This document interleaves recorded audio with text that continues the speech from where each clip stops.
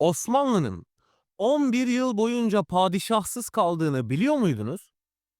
Yıldırım Bayezid'in esareti sonrası devlet parçalandı, kardeşler birbirine girdi, şehirler yandı, halk ikiye bölündü. 4 şehzade tek bir tahta göz dikti ve bu taht için kardeş kanı döküldü. Bu dönem o kadar karmaşıktı ki tarihçiler bile hala tartışıyor. Osmanlı gerçekten çöktü mü?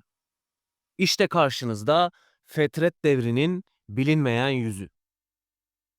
1402 yılında Ankara Savaşı'nda Yıldırım Bayezid'in Timur'a yenilmesi ve esir düşmesiyle Osmanlı Devleti için felaket kapıları aralanmıştı.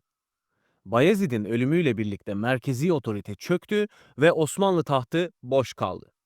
Bu boşluk devletin en karanlık dönemlerinden birine yol açtı. Fetret Devri'ne. Kelime anlamıyla duraklama demek olsa da bu dönem Osmanlı için duraklamadan çok bir çöküştü. 11 yıl süren bu karmaşık süreçte Bayezid'in hayatta kalan 4 oğlu taht kavgasına tutuştu. Süleyman, İsa, Musa ve Mehmet. Her biri farklı bölgelerde kendi sultanlıklarını ilan etti, birbirlerine savaş açtı.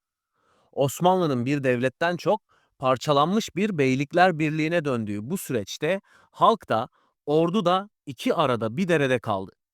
İşte bu video tarihin bu karanlık ama hayati dönemini adım adım açıklıyor. 1402'deki Ankara Savaşı sadece bir savaş değil, Osmanlı'nın bel kemiğini kıran bir felaketti. Yıldırım Bayezid Timur'a esir düştü ve devletin lideri bir anda ortadan kayboldu. Ordunun dağılışıyla birlikte Anadolu'daki Osmanlı hakimiyeti çökmeye başladı. Beylikler yeniden bağımsızlıklarını ilan etti. Balkanlardaki Osmanlı kontrolü ise ciddi şekilde sarsıldı. Herkes şimdi ne olacak diye beklerken Bayezid'in oğulları birer birer ortaya çıktı ve taht için mücadele başladı. Bayezid'in hayatta kalan 4 oğlu arasında taht için büyük bir rekabet başladı. Şehzade Süleyman Edirne'de, İsa Balıkesir civarında, Musa Rumeli'de, Mehmet ise Amasya'da hakimiyet kurdu. Her biri kendi bölgesinde ben padişahım diyordu. Bu durum Osmanlı'yı adeta 4 parçaya ayırdı. Her biri Bizans'tan, beyliklerden veya yabancı güçlerden destek aradı. Devletin içinde 4 ayrı yönetim, 4 ayrı ordu ve 4 ayrı taht iddiası vardı. Birbirlerine karşı ittifaklar kurup sonra bozdular.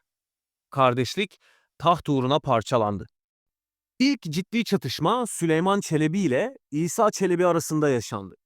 Edirne'yi elinde tutan Süleyman, Balkanlardaki askeri gücünü kullanarak İsa'nın bölgesine saldırdı. Sonuç, İsa Çelebi yenildi ve kısa süre sonra da öldürüldü. Bu gelişmeyle birlikte Osmanlı tahtı üzerindeki aday sayısı 3'e düştü. Ancak Süleyman'ın gücü artsa da yönetimi lüks ve savurganlıkla doluydu. Bu da onu hem halk hem de ordu içinde zamanla zayıf düşürdü. Süleyman'ın zayıflığını gören Musa Çelebi Rumeli'den baş kaldırdı. Önce Balkanlarda destek topladı. Ardından 1410 yılında Edirne üzerine yürüdü. Süleyman Çelebi bu baskıya dayanamadı ve bir suikast sonucu öldürüldü. Musa Çelebi bu zaferle Edirne'ye yerleşti ve kendini Rumeli'deki Osmanlı tahtının sahibi ilan etti. Ancak bu sefer de Mehmet Çelebi sahneye çıktı. Anadolu'da güç toplamış, beyliklerle ittifak kurmuştu.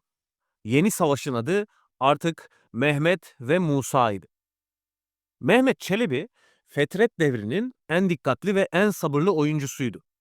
Diğer kardeşleri aceleyle güç ararken o uzun vadeli hamleler yaptı. Amasya'da devlet kurumlarını ayakta tuttu. Halkın desteğini kazandı, alimlerle yakın ilişkiler kurdu. Diplomasiyi etkili kullandı. Bizans'tan geçiş izni aldı, Anadolu'daki beyleri tarafsızlaştırdı ve 1413 yılında Rumeli'ye geçti. Edirne önlerinde Çamurluova Savaşı'nda Musa'yı mağlup etti. Bu zaferle birlikte Osmanlı'da yeniden tek bir lider vardı, o da Mehmet Çelebi'ydi. Mehmet Çelebi, Savaşı kazandıktan sonra kendini Sultan Mehmet ilan etti. Fetret devri sona ermişti ama Osmanlı büyük yara almıştı. Ekonomik çöküntü, güven kaybı ve askeri zayıflık ortadaydı. Devleti yeniden ayağa kaldırmak büyük bir çaba gerektiriyordu. Mehmet Çelebi bu süreçte reformlara başladı. Anadolu'daki beyliklere barış sağladı, devlet kademelerini yeniden organize etti. Onun liderliğinde Osmanlı yeniden merkezi bir yapıya kavuştu ve gelecekteki yükselişin temelini attı. Fetret devri sadece bir taht kavgası değil, Osmanlı'nın ne kadar kırılgan olduğunu gösteren bir sınavdı. Bu dönemde kardeş kavgası merkezi otoritenin ne kadar hayati olduğunu ortaya koydu. Devlet neredeyse dağılacaktı. Ancak bu kriz sonraki padişahların dersler çıkarmasına neden oldu. Merkeziyetçilik, düzenli ordu ve iç denetim gibi kavramlar bu dönemin sonunda daha da önem kazandı. Fetret devri bir çöküş değil, aslında gelecekteki gücün temeli oldu. Fetret devri Osmanlı'nın tarihinde kara bir leke olarak görülse de devletin ne kadar dayanıklı ve ne kadar esnek olduğunu da gösterir. Her ne kadar padişahlar birbirine düşse de Osmanlı halkı yapısı ve kurumsallığıyla bu sarsıntıyı atlattı.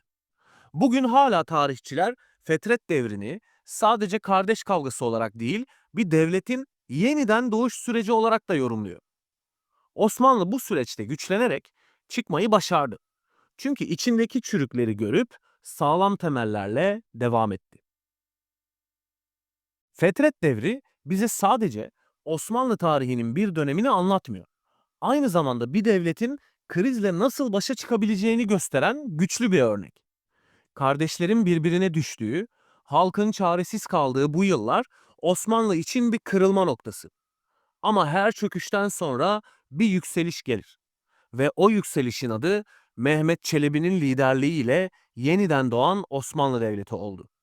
Bu karanlık dönemin hikayesi, tarihin derinliklerinde unutulmaması gereken bir ders olarak kalmaya devam ediyor. Bugünün köklerine yine birlikte indik. Umarım keyif almışsınızdır. Eğer ilginç bulduysanız beğenmeyi ve daha fazla içerik için kanala abone olmayı unutmayın. Ayrıca yorumlarda düşüncelerinizi paylaşın. Belki bir sonraki videoda sizin fikrinize yer veririz. Yeni bir keşifte buluşmak üzere. Hoşça kalın. Bugünün köklerine yine birlikte indik. Umarım keyif almışsınızdır. Eğer ilginç bulduysanız beğenmeyi ve daha fazla içerik için kanala abone olmayı unutmayın. Ayrıca yorumlarda düşüncelerinizi paylaşın. Belki bir sonraki videoda sizin fikrinize yer veririz. Yeni bir keşifte buluşmak üzere. Hoşça kalın.